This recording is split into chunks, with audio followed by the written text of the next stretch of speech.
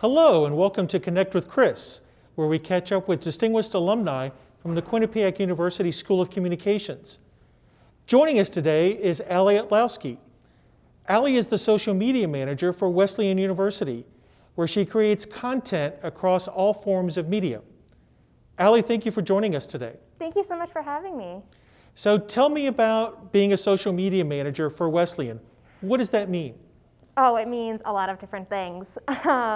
What I love most about it is that it just constantly changes. There is a lot of great stuff that Wesleyan does, and I'm still getting my bearings. I've only been there for 2 or 3 months at this point, but pretty much I oversee all of the university main channels, so our flagship Facebook, Instagram, Twitter, LinkedIn.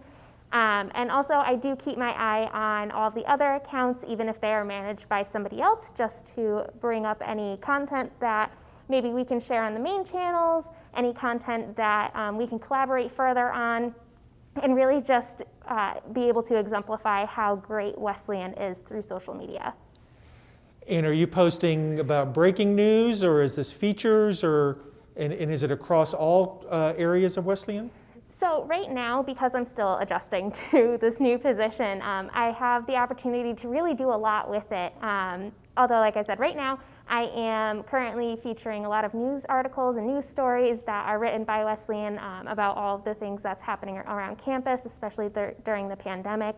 Things our students have been doing, things that our faculty and staff have been doing.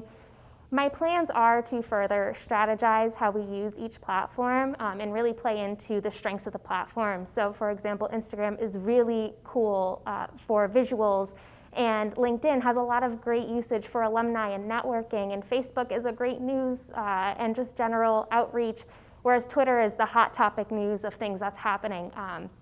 So right now, I'm kind of just getting my bearings, learning everything, but definitely in the future, we are going to play to the strengths of each platform.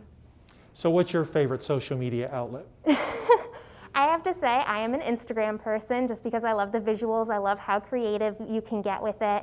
You can do a lot of really fun things with stories, especially because there's like the swipe up feature where you can share parts of a story and then direct people to read more about them later. You can advertise events in a really cool, interactive way. You can get a lot of engagement through questions and polls. And so I just love the versatility of it.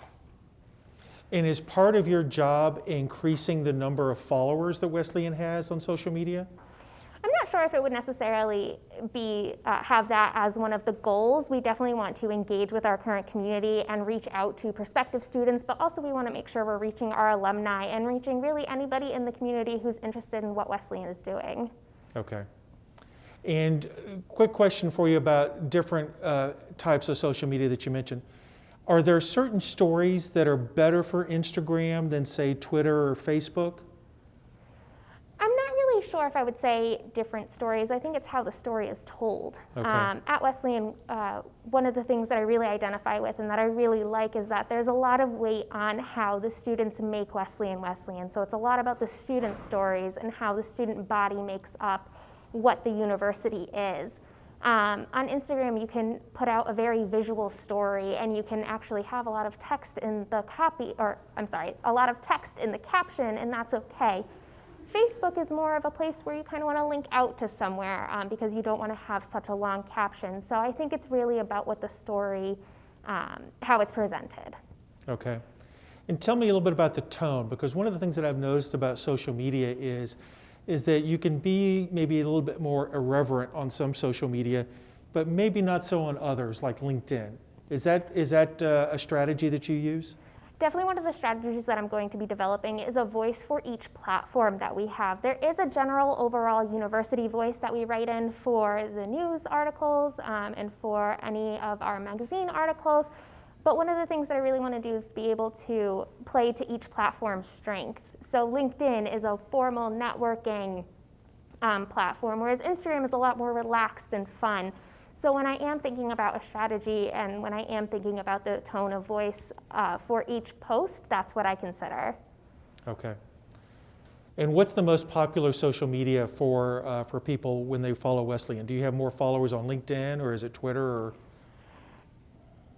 has to do with the generation, to be honest. So definitely more of the younger generation, Gen Z, our prospective students are on Instagram, whereas more of our alumni and our older population, like the upperclassmen perhaps, maybe more on Facebook, although current students are more on Instagram as well.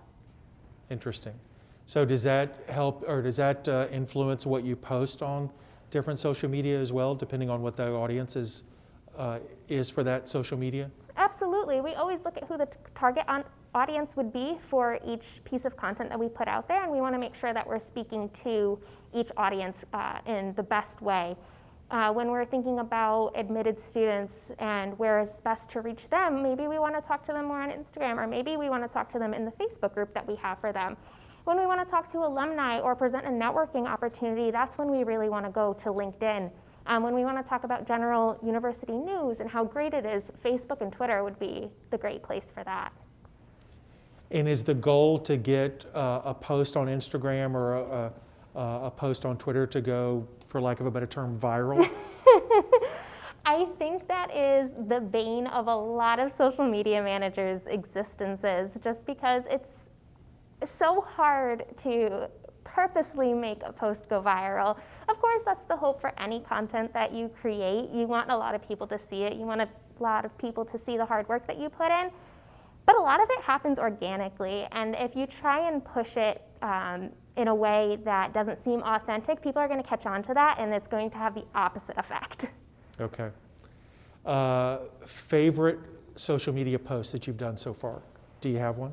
Ooh, I don't know. That's such a tough question, because I think I have to say something that I retweeted this morning, actually. President Michael Roth has his dog, Lola, who is a campus favorite, and she goes on daily walks. And so today we welcomed our students back, and Lola this morning thoroughly inspected the campus. And so President Roth tweeted, and I retweeted, thanking Lola for her thorough inspection of campus. Man, I love that. What kind of dog is Lola? She's a lab. Oh. I cannot wait to meet her. She looks adorable. I love that even more. That's just incredible. Allie, how did you get interested in social media? My story is actually really different, and I find it interesting, especially because it's me. But I got into social media through Quinnipiac and working on the main social media channels for Quinnipiac. Originally, when I came to Quinnipiac, I was in the School of Health Sciences, and my supervisor was a professor of mine for the university seminar. And after I took his class, he approached me at the start of the next semester in the fall and said, hey, you were really great in class. Why don't you come work for me on the university's social media? And of course, being a college student, I mean, who wouldn't want a job? So I said yes. And I really fell in love with it, and I found my passion for it. But it wasn't until the very end of my senior year where I realized that this might be something that I want to do instead of health sciences. So I graduated with my BS in health science studies, and then I decided to pursue my master's in interactive media and communications through the School of Communications. So it grew very organically. It grew just from my love and my passion for it and my work for it. It wasn't something that I ever saw myself doing, but it makes me really happy and it makes me really excited. All right, we're going to take a break, and we will be right back with Chris-Allie Otlowski on Connect with Chris.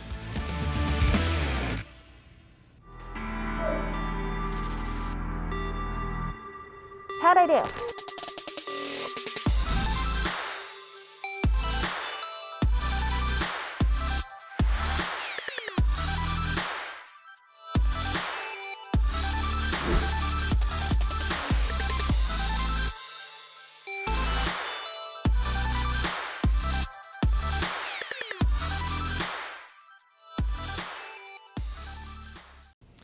We are back on Connect with Chris with Chris-Allie Otlowski.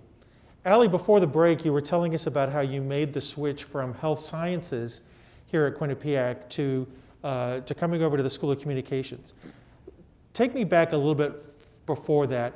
What initially interested you in being a health sciences student at Quinnipiac? So I was in the occupational therapy program, and I will say it's a wonderful program. It's really great. I have nothing but positive things to say about it. And the reason I was originally pursuing occupational therapy is because I wanted to do therapy with my clients on horseback. I have a huge love of horses. I always have. I rode horses for about 13 years. And so it really did a lot to help me grow up and me establish who I am, and I wanted to help other people do that as well. And so I did some research. I found that I can do that with occupational therapy, and so I pursued that. I'm from Connecticut. I knew about Quinnipiac always growing up. I loved coming here, and I figured that it was just the perfect school for me, and it was. So when did you realize that, hey, maybe I'm not going to be an occupational therapist, maybe I'm going to do something in communications? That was 3 weeks before graduation. Okay.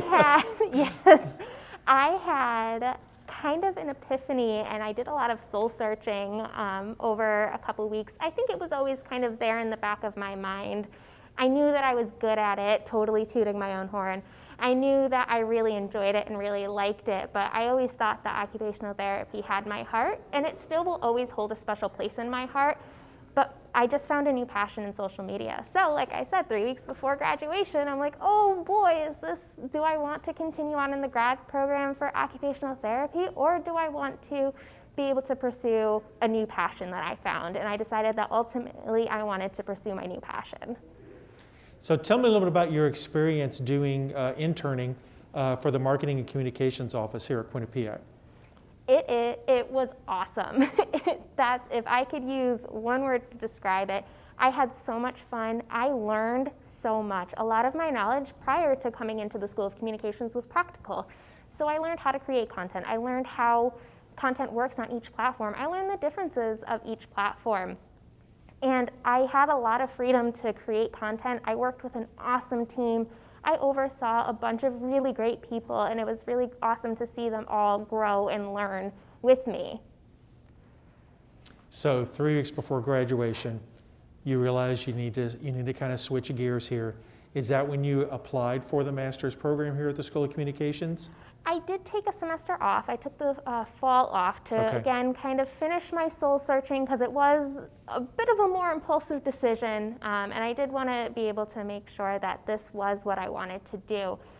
So I actually took the fall, and I explored 3 options. I explored going back into occupational therapy. I explored potentially going into education through substitute teaching at a local high school.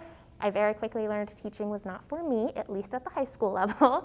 And then I just continued my research with social media, and I determined that, yes, social media is where I need to be. And what do you feel like the master's program did for you or gave you in terms of skills, in terms of just thinking about how social media works? I think one of the biggest strengths of the Interactive Media and Communications program is that it gives you the ability to experience all different parts of communications. I didn't have any video experience because Quinnipiac has a video team, so I took an audio and video design class, and so I learned at least the basics of how to create videos. I took a visual design course because I knew a little bit about visual design. I knew a little bit about the practices and how to make things look good, but really it gave me a stronger foundation to build my skills on. And then of course I took the social media courses, and it was a lot of fun really learning the theory behind things. As an intern, it wasn't really my job to become involved in strategic planning when it comes to crisis. So I was able to learn how to handle a crisis. I learned a lot about social media analytics. That's one of the favorite parts that I have of social media, is looking at the analytics. So I was able to take a course dedicated to analytics, and that was a lot of fun for me. So I was able to get so much knowledge from so many different facets of communication that really just strengthened all of my skills. All right, Allie, this is the part of the show where I'm going to ask you a series of questions. They're either or questions. Okay. So our audience can get to know our guests a little better.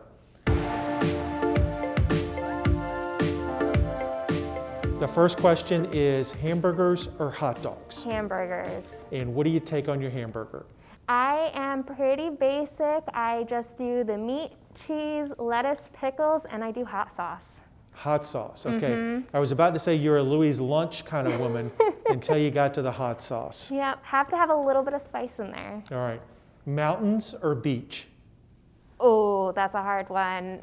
Sleeping Giant will always have a special place in my heart, but I have to say I've been living on the shoreline, so I'm a beach person. All right. Spring or fall? Spring, definitely spring. I love the warmer weather. All right. I think that we all are longing for spring right now. Coffee or tea? Coffee, 100%. I drink way too much coffee. And what do you take in your coffee? Just a little bit of cream. Just a little bit of cream, no sweetener? No, I used to do it with cream and sugar, but the amount that I drink it in, to at least be a little more health conscious, I backed off on the sugar. And you said you drink way too much coffee. How many cups are we talking about a day? On a good day, 3 cups. If there is a lot of stress going on, then 4 cups plus maybe like a latte or something. Okay. All right, mornings or night? I'm a night owl. Okay. And do you work at night or? No, I get all of my work done in the mornings. Okay. I am definitely more productive in the morning, but I do really like having the evenings and nights to unwind. Ironically, as a social media manager, I don't post that much on my own social media, but that's only because I'm on it for my job all day anyway. And a lot of people use social media as their escape, and I'm just like, I need an escape from social media. Completely understand that. All right, Mac or PC? I'm a Mac person. All right. And do you have like a favorite, or is it favorite Apple product that you like? I was very fortunate that Wesleyan got me a brand new MacBook Pro, and I love it. But also, I have been playing around with my iPad a little bit more. I got an Apple Pencil, and so I've been able to draw more and design and do digital art. So I think it's a toss-up between my MacBook and my iPad. Titanic or The Godfather? Can I say neither? You know, I'm a neither person either as well. Yeah. I'm not a fan of either one. My boyfriend's family always laughs at me because they were huge movie people, and I'm the type of person where I find a couple fun movies that I like, and I just watch those over and over. All right. Steak or seafood? Steak, no seafood. Even though I love the beach, I don't do seafood. All right. And how do you take your steak? Medium. All right. All right, here's one that may cause some controversy. Pepe's or Sally's? Ooh, okay. This is going to cause some controversy. I did recently move from the shoreline to New Haven. I'm gonna go with neither, and I'm gonna say modern. Ooh, controversial there. I know, I probably shouldn't have admitted that, but. That's all right. I actually, my ranking is Sally's and then modern. Really? I rank both of them ahead of Pepe's. Interesting. See, I'm modern and then Pepe's. Okay. Dogs or cats? Dogs. I got a quarantine puppy, and I love her so much. She's actually made the COVID pandemic a lot easier for me, and she's just absolutely beautiful. And I'm not just saying that. We get compliments on her all the time. She's a Catahoula leopard dog mix. So she's tan, she has brown spots, and she has bright blue eyes. What's her name? Liza. Wow. You're going to have to bring her by. I will, definitely. All right, last but not least here, Red Sox or Yankees? Yankees. Yankees all the way. Oh, Allie, you were doing so well. I know. Until we got to that question. Why Yankees? It's because my boyfriend is a Yankees fan, and his entire family is, and they have been all New York fans since he was a little kid, or even since before he was a little kid. We actually met at Quinnipiac, and we were RAs together. And so when we were on duty at the same time, we would watch baseball games together, and that was kind of how we bonded and our relationship grew. Plus, I learned so much about the Yankees by the time I got through a season. It's like, there's no point in trying to learn about another team, but yeah. All right. All right, I would like to thank my guest, Chris-Allie Otlowski, for joining us today on Connect with Chris. And please be sure to turn into our podcast, Uncommon Grounds, where we talk to Quinnipiac University School of Communication students. Thank you so much for watching this episode of Connect with Chris.